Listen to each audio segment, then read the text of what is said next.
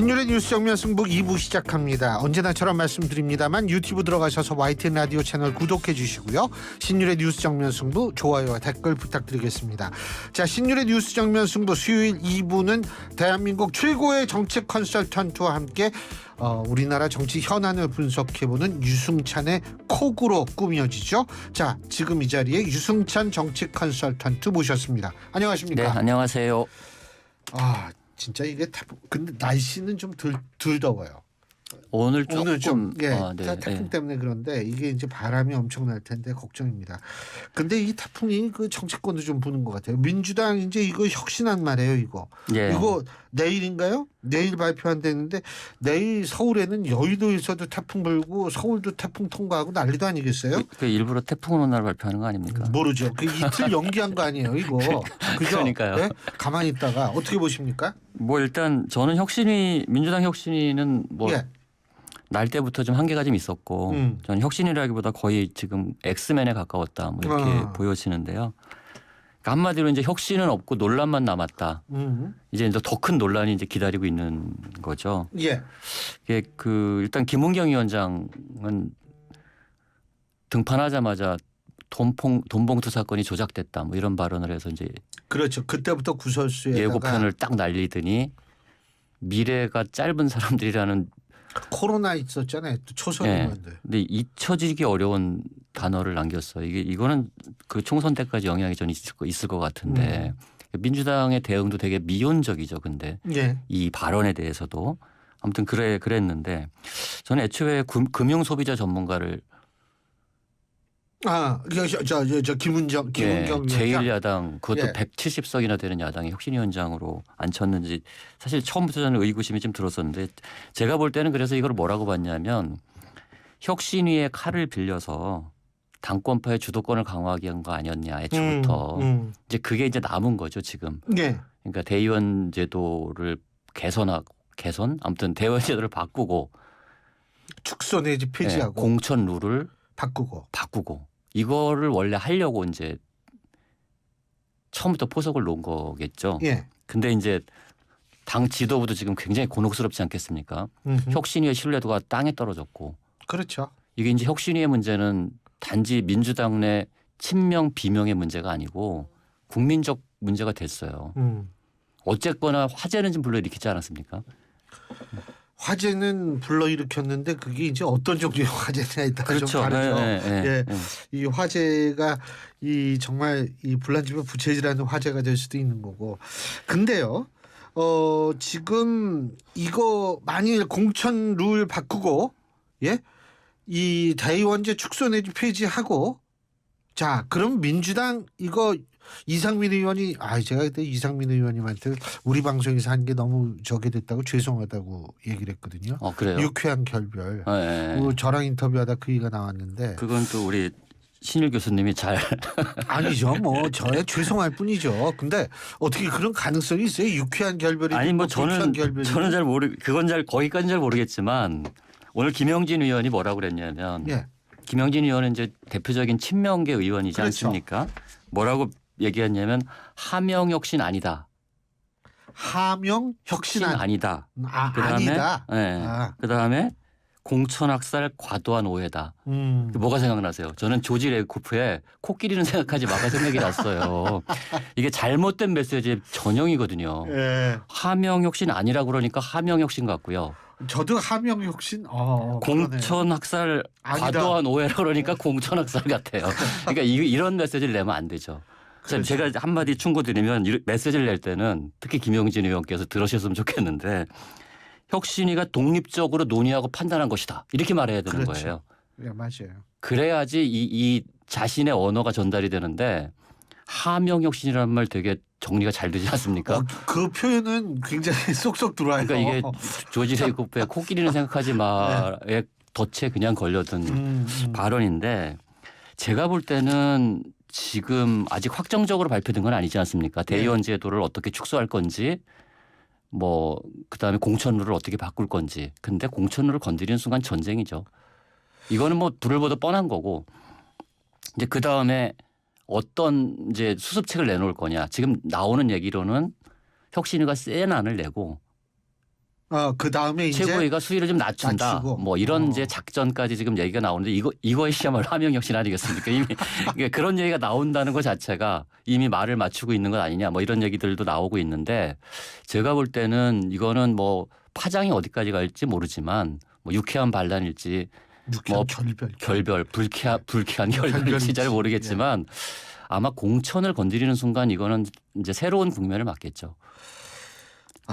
근데 이게 지금 어쨌든 사법 리스크. 그러니까 제가 이제 항상 생각하는 게 이 혁신위가 뭐 혁신안을 발표하면 공천을 김상곤 혁신위도 그때 이제 그쵸? 건드리긴 건드렸잖아요. 네, 맞습니다. 근데 그때 김상곤 혁신이 권위가 있었어요. 김상곤 위원장이. 그럼요. 근데 지금은 권위가 지금 땅에 떨어졌죠. 지금은. 이게 그렇잖아요. 그렇다고 이재명 대표는 이걸 밀어붙이기에는 또 사법 리스크가 자꾸 이게 그렇죠. 튀어나오고 말이에요. 그래서 제가 볼 때 이 대의원제라는 게 그렇지 않습니까? 뭐 저보다 훨씬 잘 아시겠지만 저는 대의원제는 대의제 민주주의의 최후의 보루라고 생각합니다. 그렇죠. 정당은 원래 지금 우리나라 정당은 그게 있는지 모르겠지만 자신의 이념과 가치와 강령으로 이게 표현이 돼 있지 않습니까? 예. 그렇죠. 그럼 그걸 지키기 위해서 우리가 대의제를 두는 거예요. 지금 특히 지금처럼 그 공천을 할 때 경선을 할 때 국민 참여 경선을 하지 않습니까? 그럼 당원들은 포퓰리즘에 있고 국민들이 참여해서 당의 이념과 정면 배치되는 결론을 내릴 때 사실 대의원제도가 이거를 걸러내는 작용을 하는 거거든요. 그게 저는 민주주의에 있어서 그래서 제가 이렇게 묻고 싶어요. 대의원제를 지금 그 정청래 의원 주장으로는 대의원도 한 표, 당원도 한 표, 대표도 한 표 이렇게 하자는 거잖아요. 그게 마치 민주주의인 것처럼 얘기하지만 그럼 국회의원 1인 1표와 표의 등가성은 조금 혼동. 국회의원들이 법률 만드는 건 어떻게 설명할 겁니까? 그렇죠. 맞아요. 정확한 비교시네요. 그러니까 민주주의를 그렇게 왜곡하면 안 되죠. 그럼 직접 민주주의 하자고 하는 건데 우리나라 정당 민주주의는 대의제 민주주의를 명확하게 규정하고 있어요. 그건 헌법과 법률에 규정된 거고 그래서 정당을 운영하는 데 있어서 당의 고유성을 지키기 위해서 대의원 제도가 있는 거거든요. 물론 그 대의원 제도가 시대에 따라서 지금은 뭐 60대 1 뭐 이 정도 되는 거 아닙니까? 그러니까 대의원 한 명이 60표 정도 갖고 있다고 그러는 건데 이거를 뭐 부분적으로 조금을 조정할 수는 있다 쳐도 그것도 사실 조정하는 것도 참 애매하긴 한 겁니다. 근데 대의원 제도 자체를 부정하는 것은 대의민주주의를 부정하는 것과 마찬가지죠. 그래서 저는 이렇게까지 가면 안 된다고 봐요. 그리고 제가 이거는 빅픽처라고 보는데 지난번에 조기 전당대회 김두관 대표 뭐 이런 얘기 나오지 않았습니까? 맞아요. 근데 그런 논의들이 계속 있는 거거든요, 지금. 왜냐하면 민주당 당원 당규에 보면은 대표 잔여임기가 8개월이 더 남아 있으면 전당대회를 해야 되고 8개월 미만이면 비대위로 맞아요. 중앙위에서 결정하거든요.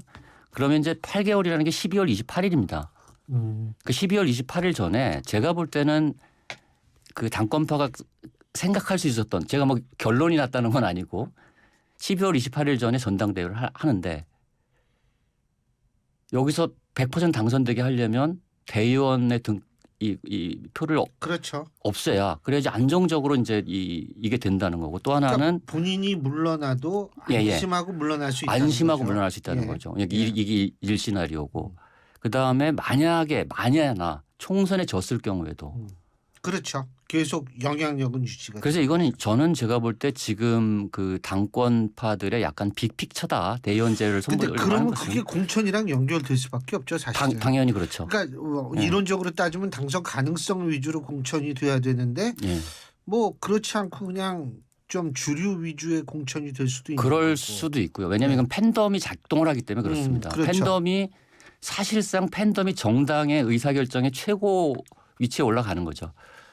물론 뭐 당원들도 중요하지만 지금 이게 정당 문화라는 것이 그렇게만 또 운영돼서는 안 되는 거잖아요.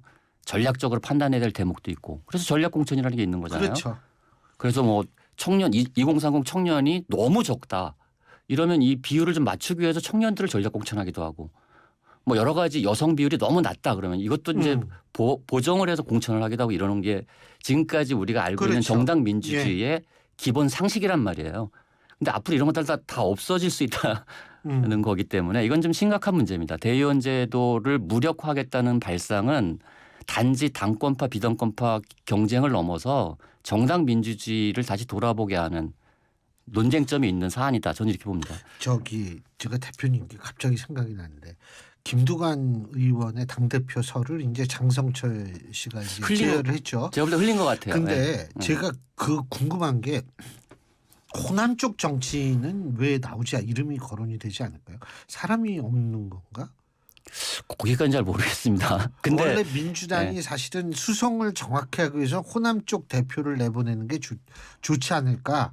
그런 생각을 그렇죠. 그런 생각 할 수 있죠. 그렇죠. 근데 거기 왜 김두관 의원은 경남의 상징성이 있는 분인데. 그러게요. 아니 갑자기 근데 그러고 이제 죄송합니다. 제가 이거를 좀 읽어야 돼요 또. 네. 예. 지금 이 연합뉴스와 연합뉴스 TV의 의뢰로 여론조사 업체 매트릭스가 지난 5일에서 6일 전국 18세 이상 남녀 1,000명에게 한 여론조사입니다. 예, 역시 자세한 사항 응답률은 14.5%고요. 자세한 사항은 중앙선거 여론조사 시민위원회 홈페이지를 참조하시면 되는데, 자, 이 여론조사에 재밌는 게 많더라고요.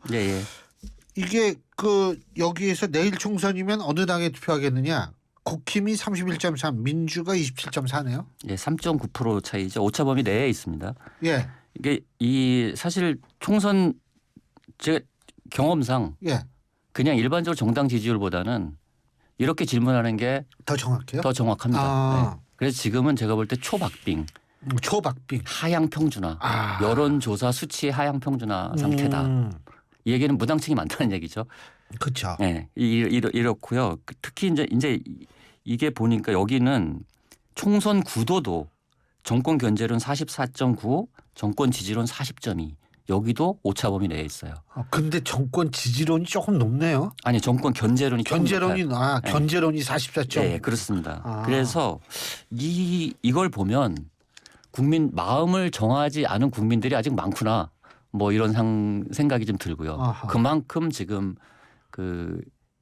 거대 양당이 하는 일이 좀 못마땅하다. 뭐 이렇게 볼 수 있죠. 예. 그리고 수도권이 이제 결국은 판세를 가를 격전지인데요. 수도권도 서울 같은 경우 국힘이 28.7, 민주당이 27.7. 정말 1%포인트 차이네요. 근데 일반적으로 정당 지지율은 전화 면접조사 같은 경우는 국민의힘이 서울에선 많이 나옵니다. 그렇죠. 일반적으로는 그렇습니다. 이 ARS 조사는 좀 다르죠. 그러니까 전화 면접조사의 경우.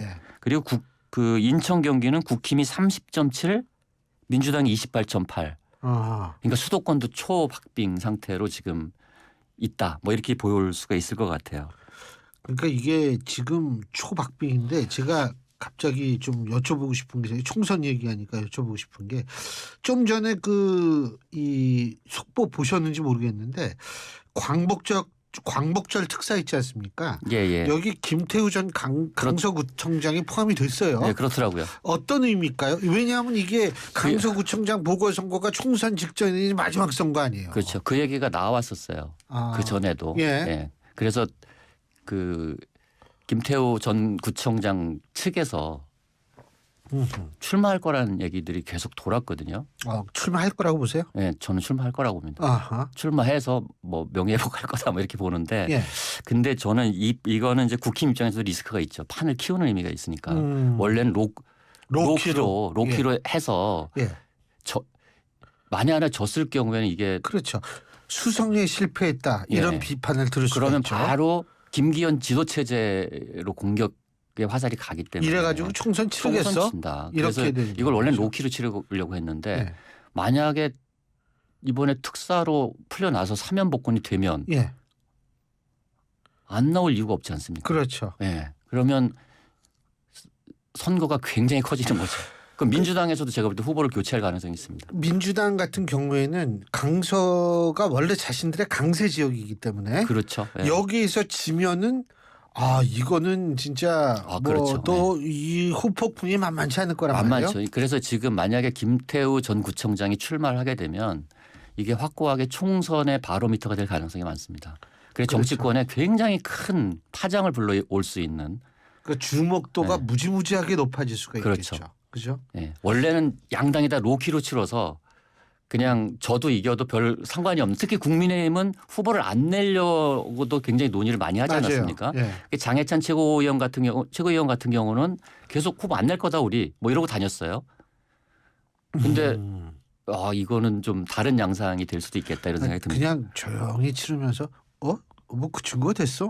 그랬나 보지 뭐 이렇게 넘어가려고 그랬는데 그게 안 되는 거죠. 거죠. 예. 아니 저도 벌써 그 아까 연합속보에 보니까 좀 관심이 가더라고요. 예. 자, 국민의힘 얘기 좀 잠깐 하는데 지금 홍준표 대구시장이 뭐 예. 유승민 전 의원도 포용해야 되고 이준석 전 대표도 표현해야 되고 이현주 전 의원까지 품어야 한다. 아주 그 마음이 넓으세요. 어떻게 보십니까? 일단 뭐 선거는 뭐 잘 아시지만 이기려면 포용해야 되고 그렇죠. 지려면 버리겠죠.